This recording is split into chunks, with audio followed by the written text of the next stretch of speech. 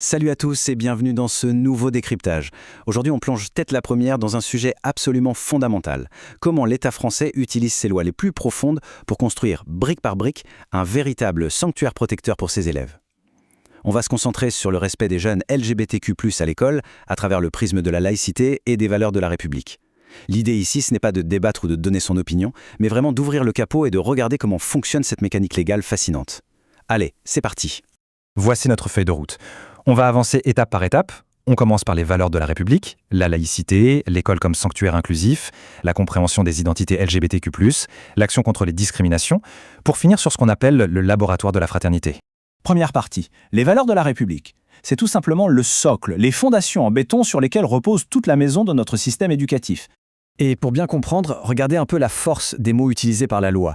On a tous en tête que l'école se doit d'être bienveillante, mais ce n'est pas qu'une vague suggestion, C'est écrit noir sur blanc dans l'article L111.1 du Code de l'éducation. C'est une obligation légale, stricte et objective. L'institution a littéralement l'ordre d'inclure tous les enfants sans aucune distinction. C'est vraiment le point de départ de tout. Ce qui nous amène à l'objectif ultime de cette architecture. Parce que oui, l'école sert à apprendre les maths ou l'histoire évidemment, mais sa mission numéro 1, son but pédagogique majeur, c'est de transmettre ce principe intouchable, l'égale dignité de tous les êtres humains. L'école, c'est le tout premier espace officiel où l'on doit activement refuser toute forme de discrimination. Deuxième partie, laïcité, neutralité et liberté. C'est le cadre juridique très précis qui permet à cette égalité de fonctionner au quotidien. Alors, on entend souvent tout et son contraire sur la laïcité, n'est-ce pas? Comme si c'était une arme dirigée contre les religions. Pas du tout. Si on s'en tient au texte, c'est un bouclier indispensable qui repose sur 3 piliers parfaitement égaux. 1. La liberté de conscience, donc le droit fondamental de croire ou de ne pas croire. 2. La séparation stricte de l'État et des cultes. Et 3. L'égalité absolue de tous devant la loi. En fait, c'est simplement la règle du jeu qui protège notre coexistence pacifique. Et ce bouclier ne s'est pas fait en un jour. Regardez cette évolution chronologique, de la fameuse loi de séparation en 1905 à la circulaire Jean Zay en 1937 contre le prosélytisme, jusqu'à la charte de 2013 et la loi de 2021. Qu'est-ce que ça nous dit concrètement? Ça montre que l'État n'arrête jamais de mettre à jour son logiciel pour s'assurer que ce sanctuaire éducatif reste complètement étanche face aux pressions de la société. Et là, accrochez-vous, car c'est un point absolument crucial et souvent hyper mal compris dans les débats. Il y a une distinction énorme entre l'institution et l'élève. D'un côté, l'État et les profs sont soumis à une neutralité stricte. Ils laissent leurs convictions personnelles à la porte de la classe. Mais de l'autre côté, l'élève, lui, a une liberté de conscience totale. En résumé, la neutralité absolue de l'institution n'existe que pour garantir l'absolue liberté de l'élève. C'est un équilibre mécanique fascinant, vous ne trouvez pas? Troisième partie, l'école, un sanctuaire inclusif. Voyons comment on passe de la théorie à la pratique entre les murs des établissements. C'est vraiment la grande question charnière de notre analyse. Comment on transforme des lois qui peuvent paraître super abstraites en une réalité protectrice au quotidien pour un ado qui se balade dans les couloirs de son bahut? Eh bien, la réponse de l'éducation nationale passe beaucoup par l'éducation à la vie affective, relationnelle et à la sexualité. Attention, ce n'est pas une option, c'est une obligation légale avec au moins 3 séances par an. Et c'est fait de façon très progressive. En primaire, on parle d'émotion et de respect de base. Au collège, avec la puberté, on passe à la prévention des risques, mais avec une approche positive. Et au lycée, on développe l'esprit critique face aux réalités sociales complexes. Le tout s'appuie systématiquement sur 3 piliers, la biologie, le psycho-émotionnel et bien sûr, la loi. Quatrième partie, comprendre les identités LGBTQ+. Parce que pour protéger tout le monde, il faut nommer les choses avec le vocabulaire officiel du respect. Dans son glossaire officiel de prévention, le ministère prend le temps de décoder l'acronyme LGBTQIA+. Ce qui attire vraiment l'œil ici, c'est l'explication donnée au fameux symbole « plus ». Ce petit signe mathématique, ce n'est pas juste pour faire joli. C'est présenté comme un outil explicite d'inclusion pour englober officiellement toutes les identités qui sortent des cases traditionnelles. C'est une façon institutionnelle de dire qu'on ne laisse personne en dehors du dictionnaire de la République. Le ministère se penche aussi sur le mot « queer ». Et l'histoire de ce terme est complètement dingue. À l'origine, c'est un mot anglais qui veut dire « bizarre ». Et ça a été utilisé pendant des années comme une insulte ultra-violente. Mais les textes expliquent comment les minorités et le monde académique se sont réappropriés le mot pour en faire une véritable affirmation de fierté. C'est devenu une manière super positive de désigner la transgression des normes traditionnelles.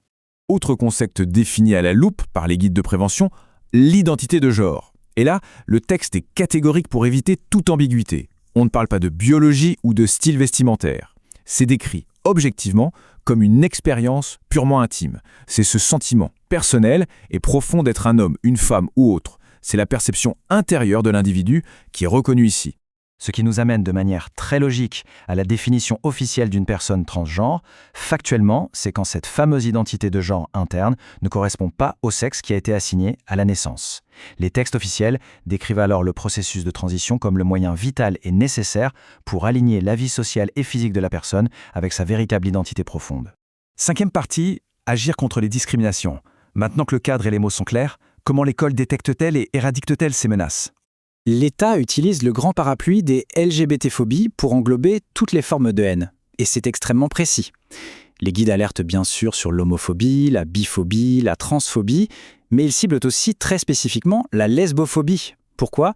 Parce que c'est un cocktail toxique et redoutable qui croise l'homophobie et le sexisme, menant trop souvent à l'invisibilisation totale des femmes lesbiennes.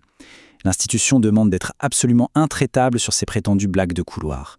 Et attention, on ne plaisante pas avec ça. La doctrine de l'État est implacable. Face à une discrimination, il y a la réponse éducative et le soutien à la victime, oui. Mais les textes rappellent illico la réalité du code pénal. Une insulte homophobe ou transphobe, ce n'est pas juste une entorse au règlement intérieur du collège. Ce sont des délits sévèrement punis par la loi, avec des peines qui sont systématiquement aggravées. La tolérance de l'institution face à ces actes, elle est de 0. D'ailleurs, gardons ce chiffre en tête un instant, le 17. Il a une importance capitale dans le calendrier. Il correspond au 17 mai. Pourquoi cette date ? Eh bien, c'est le jour exact où, en 1990, l'Organisation mondiale de la santé a enfin retiré l'homosexualité de la liste des maladies mentales. C'est fou de se dire que c'est si récent, non ? Aujourd'hui, c'est la journée mondiale de lutte contre ces phobies. Et c'est un moment clé pour l'éducation nationale, pour donner une visibilité maximale à ces enjeux. 6e et dernière partie, le laboratoire de la fraternité. En fin de compte, à quoi sert tout cet arsenal légal et éducatif ? L'incarnation parfaite de cette démarche, c'est cette campagne nationale qui s'appelle « Ici, on peut être soi ». L'objectif, c'est de créer une bulle de sécurité absolue, directement dans les couloirs ou à la cantine. Mais le plus remarquable, c'est que l'institution donne aux élèves eux-mêmes les clés pour observer et agir. Ce sont les jeunes qui proposent des actions entre eux. C'est véritablement la jeunesse qui devient le moteur de sa propre inclusion.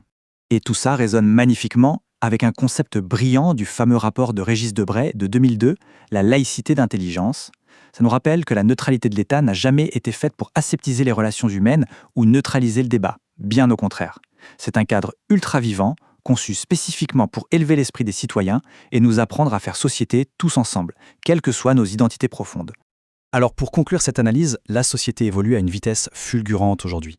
Le vrai défi pour les années à venir, ça va être d'observer comment l'école va réussir à s'adapter sans cesse à ces nouvelles réalités sociales, tout en restant un roc absolument intransigeant sur ses principes fondateurs. Comment l'école va-t-elle rester ce laboratoire indispensable de la fraternité ? C'est une question vertigineuse qui nous concerne tous. En tout cas, cette plongée dans nos textes fondateurs nous prouve que l'architecture est solide, mais qu'elle exige notre vigilance à chaque instant. Merci d'avoir suivi ce décryptaire avec moi et à très vite pour une nouvelle analyse.